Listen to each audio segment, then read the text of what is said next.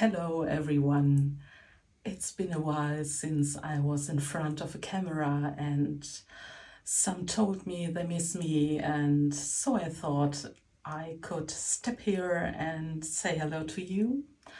I hope you are fine and doing well, and you can tell me what you are actually painting at the moment in the comments. I would like to read that and to interact with you.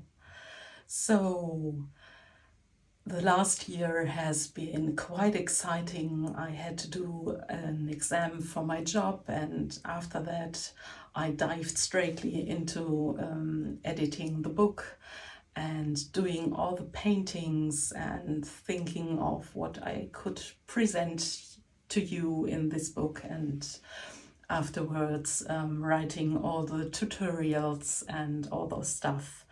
And it was quite exciting. I've never done this before, and yeah, I think I am quite proud of it. Some of you have bought it. Thank you so much for doing this. And unfortunately, it's not in English at the moment. I hope they will find someone who is taking and translating it, so it may be in English as well one day. My plans for today is doing some squeegee painting on this canvas.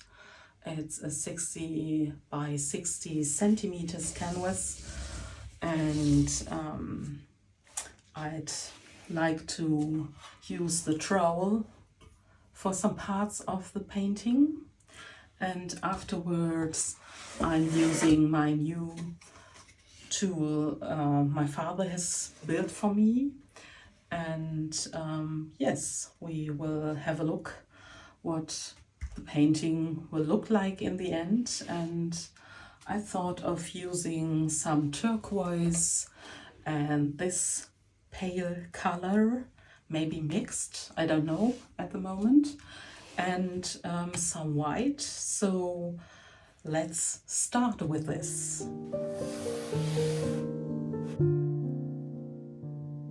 Wie du siehst, habe ich mich tatsächlich für die 3 Farben entschieden.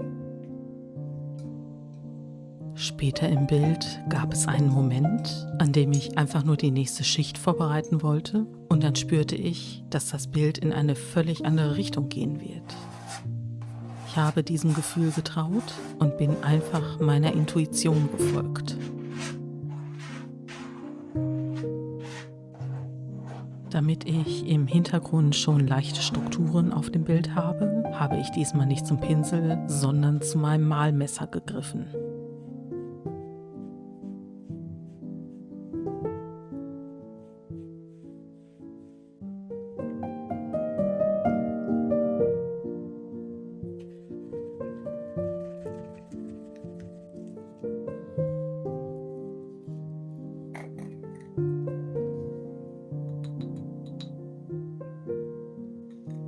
Ich möchte im Hintergrund noch eine leichte metallische Schicht haben, und deswegen verrühre ich jetzt etwas Kupferpulver mit Wasser.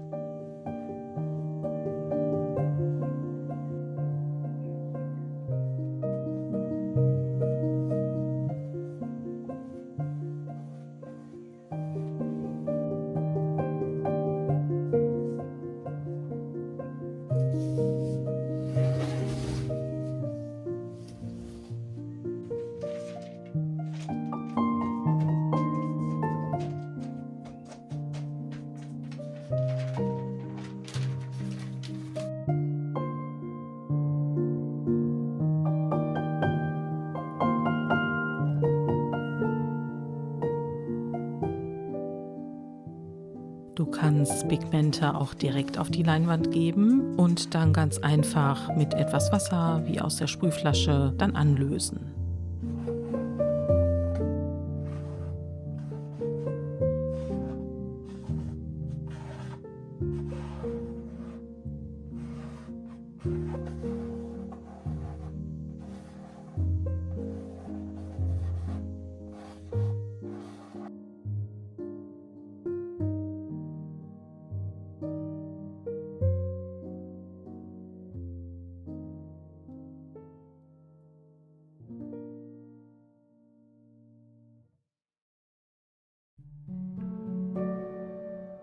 Sowohl die kupferfarbene Schicht als auch diese hellgrüne Schicht sind sehr transluzent, aber das sollen sie tatsächlich auch sein.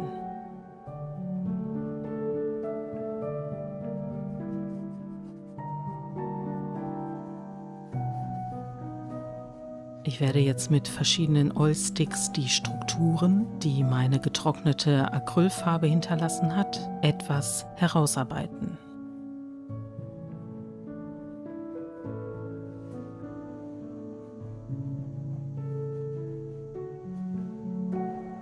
Vielleicht erscheint dir das gleich etwas zu viel, wenn ich mit meinen Kritzeleien und Ausarbeitungen fertig bin. Aber ich werde ja gleich mit der Rakeltechnik arbeiten und dann werden diese Linien teilweise wieder verschwinden.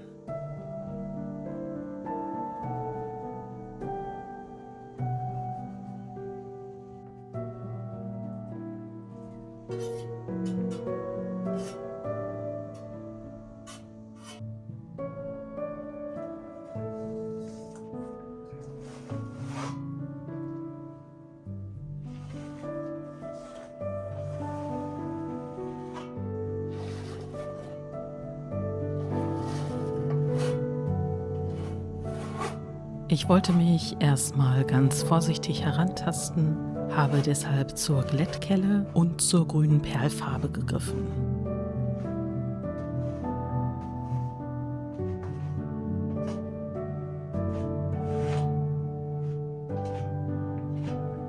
Falls du das Video gesehen hast, in dem ich mit Flüssigeisen eine komplett rostige Leinwand produziert habe, ich habe es nochmal gewagt.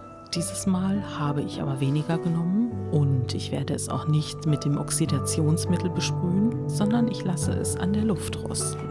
Mal gucken, ob sich mit der Zeit etwas tut oder ob diesmal die Schicht etwas zu dünn aufgetragen ist.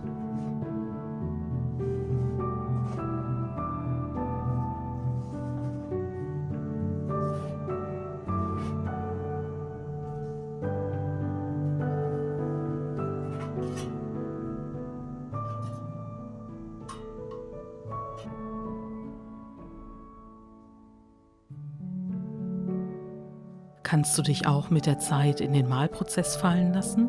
Oder ist dein Kopf immer dabei und du willst etwas erreichen?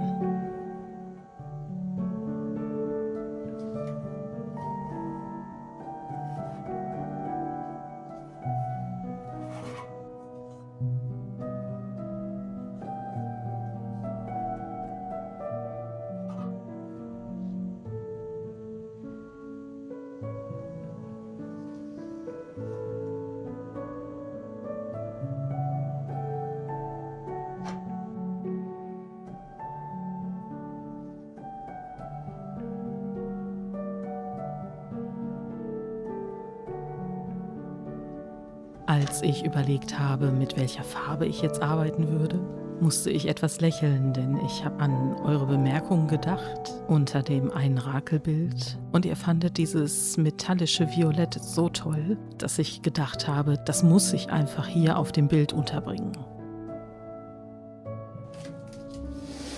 Und diese Farbe hat sich dann tatsächlich als Startpunkt einer Transformation meines Bildes erwiesen.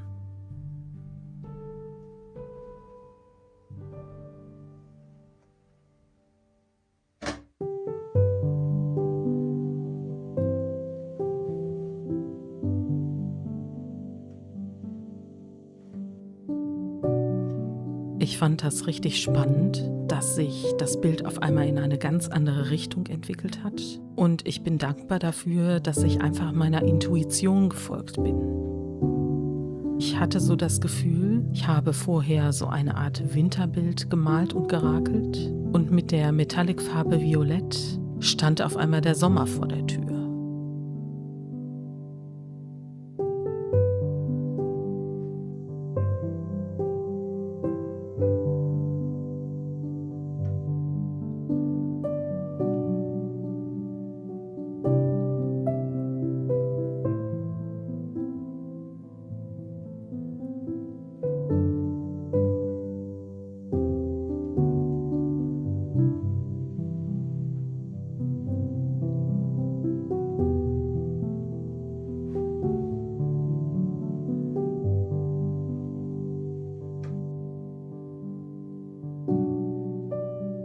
Die weiße Farbe lege ich darüber, damit die unteren Schichten noch mehr strahlen können.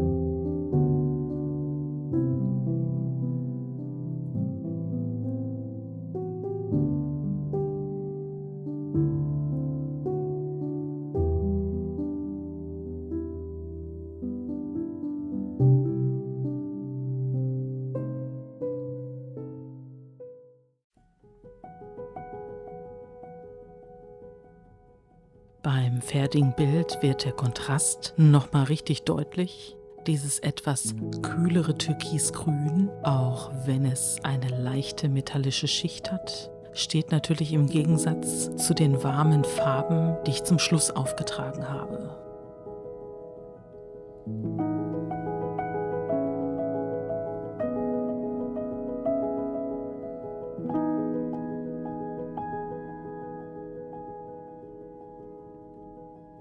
Wenn ich gleich die Kamera ein bisschen ankippe, kannst du genau sehen, wie sich die Perlfarben und die Metallicfarben auf diesem Bild verhalten und dass es sozusagen bei dem Bild, wenn man dran vorbeigeht, eine zweite Ebene gibt.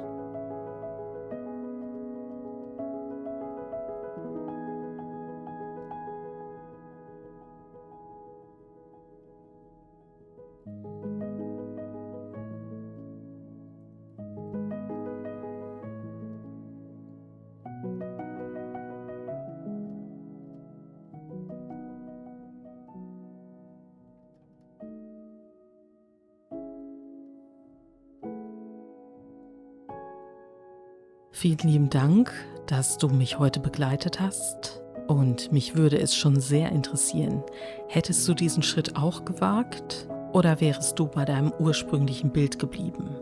Schreib es mir doch gerne in die Kommentare. Ich wünsche dir noch eine kreative Zeit und dann sehen wir uns bei meinem nächsten Video.